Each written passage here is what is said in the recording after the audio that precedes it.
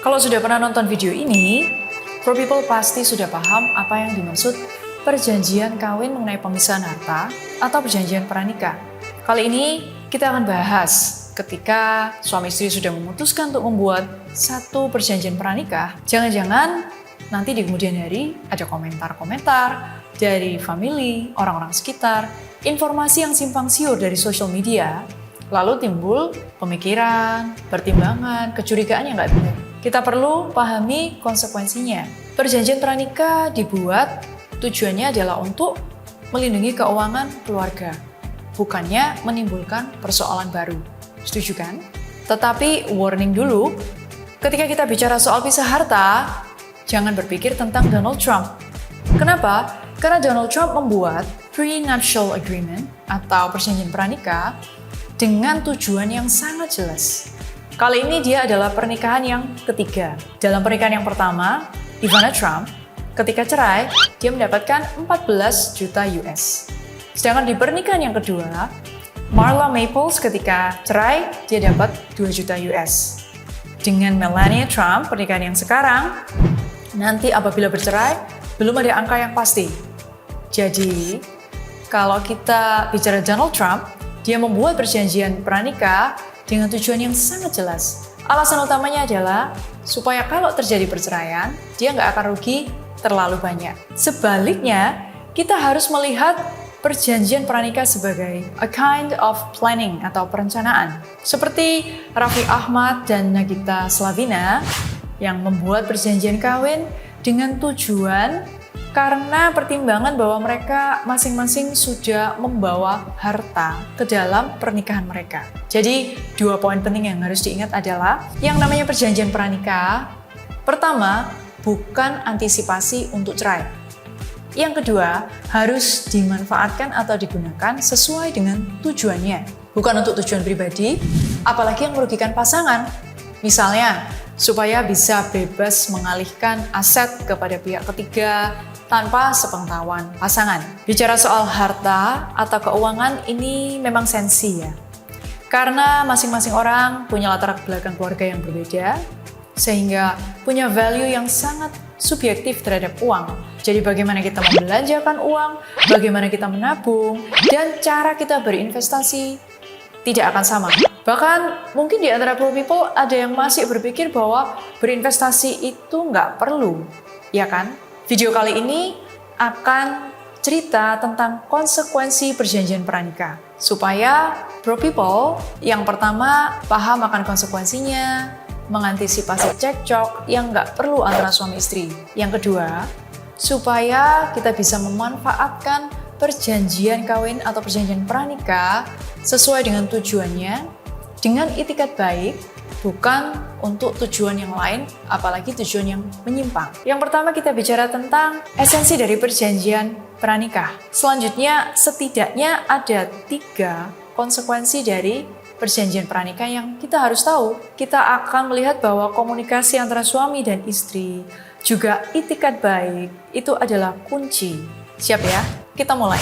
Perjanjian kawin atau yang kita kenal dengan perjanjian pranikah atau pisah harta diatur dalam Undang-Undang Nomor 1 Tahun 1974 tentang perkawinan atau Undang-Undang Perkawinan di pasal 29. Intinya, perjanjian kawin adalah satu kesepakatan tertulis antara suami istri mengenai pengelolaan harta dalam rumah tangga yang isinya juga akan berlaku atau mengikat pihak ketiga setelah disahkan oleh pegawai pencatat perkawinan.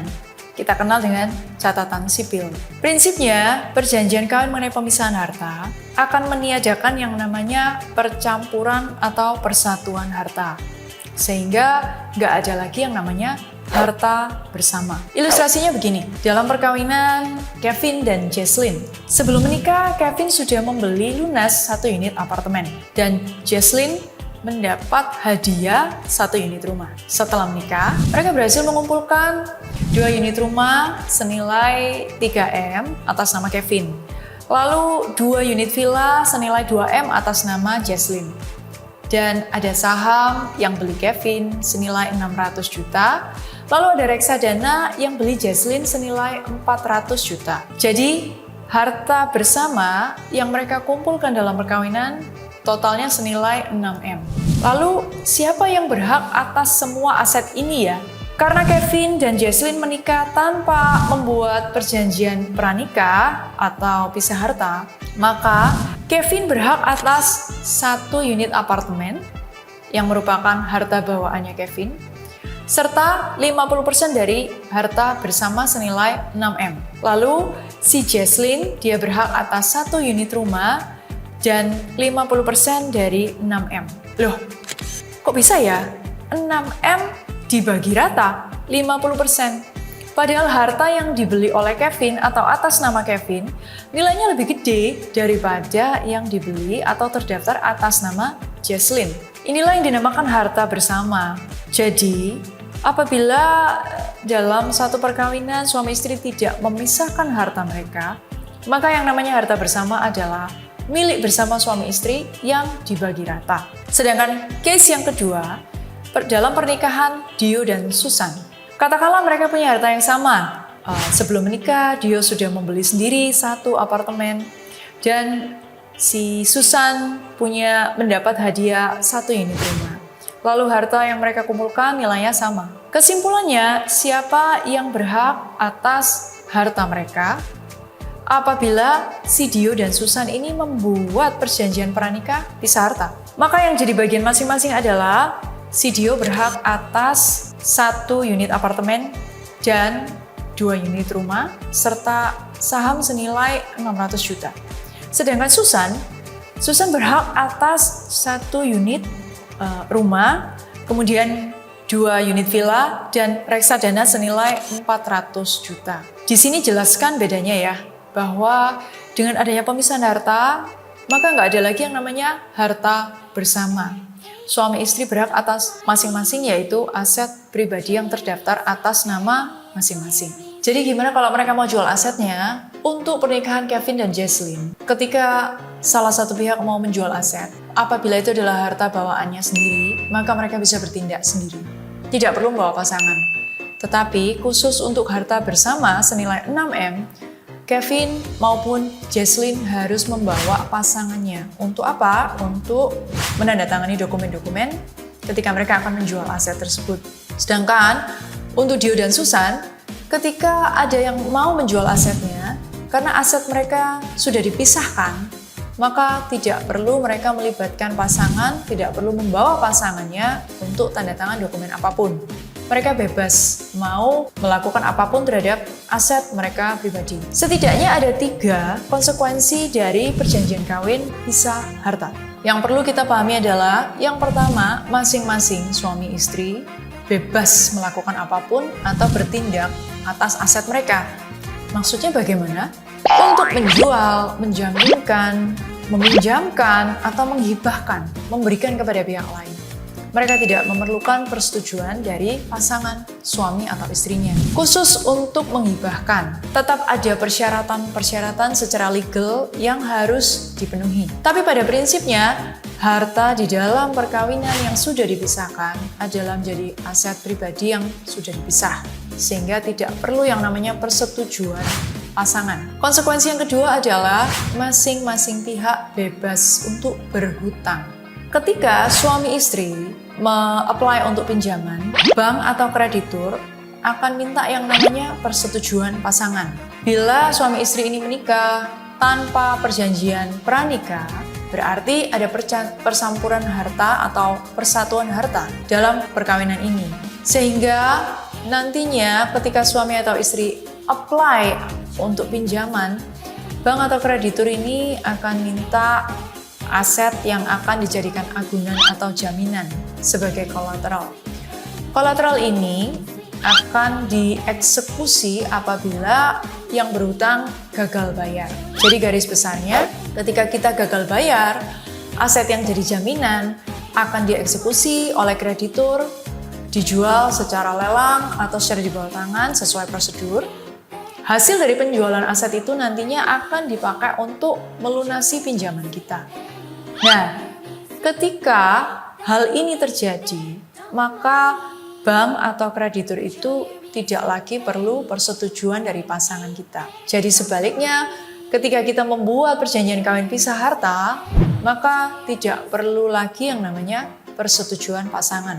Selanjutnya, ada semacam perlindungan buat keuangan keluarga apabila salah satu pihak suami atau istri mengalami risiko-risiko ini, antara lain risiko bisnis, risiko hutang pribadi, atau peristiwa-peristiwa lain yang tidak terduga. Penjelasannya begini, apabila suami atau istri adalah pengusaha yang punya usaha sendiri, suatu ketika bila usaha mengalami bangkrut atau mengalami kerugian, di mana suami atau istri ini harus bertanggung jawab sampai harta pribadinya, maka harta pribadi pasangannya tidak akan ikut terseret untuk menanggung kerugian itu. Begitu juga apabila suami atau istri mengalami wan prestasi yang mengakibatkan harta pribadinya harus disita, maka harta pribadi pasangannya akan tetap aman dengan adanya perjanjian pranikah. Ini adalah alasan yang paling umum atau paling banyak digunakan yang mendasari suami istri ketika membuat perjanjian pranikah. Sekalipun juga ada alasan-alasan yang lain seperti yang dikutip dari Glenn dan Chelsea dalam video mereka tentang bicara soal pisah harta. Salah satu alasan orang buat perjanjian pranikah menurut mereka adalah untuk melindungi diri kita dari orang-orang yang menikah karena harta atau gold diggers. Jadi setelah kita paham dengan 3 konsekuensi dari perjanjian pranikah, maka kita bisa lihat bahwa komunikasi antara suami istri dan itikat baik itu harus ada sebelum membuat satu perjanjian pranikah. Suami istri harus transparan dan punya persepsi yang sama tentang pisah harta, sehingga bisa memanfaatkan perjanjian kawin ini untuk tujuannya, bukan disalahgunakan untuk tujuan yang lain. Seperti yang kita lihat di pernikahannya Jay-Z dan Beyonce, mereka membuat prenuptial agreement yang intinya berisi bahwa Beyonce akan mendapatkan 5 juta US untuk setiap anak yang lahir dari pernikahan mereka, 10 juta US kalau pernikahan mereka berakhir sebelum 2 tahun, dan 1 juta US setiap tahun selama mereka menikah sampai 15 tahun. Jadi, mungkin pranikah yang mereka buat justru bertujuan untuk mencegah perceraian, ya kan? Tapi anyways, bahkan sekalipun Donald Trump sampai saat ini pun juga pernikahannya tetap langgeng dan pernikahan yang terlama daripada sebelum-sebelumnya.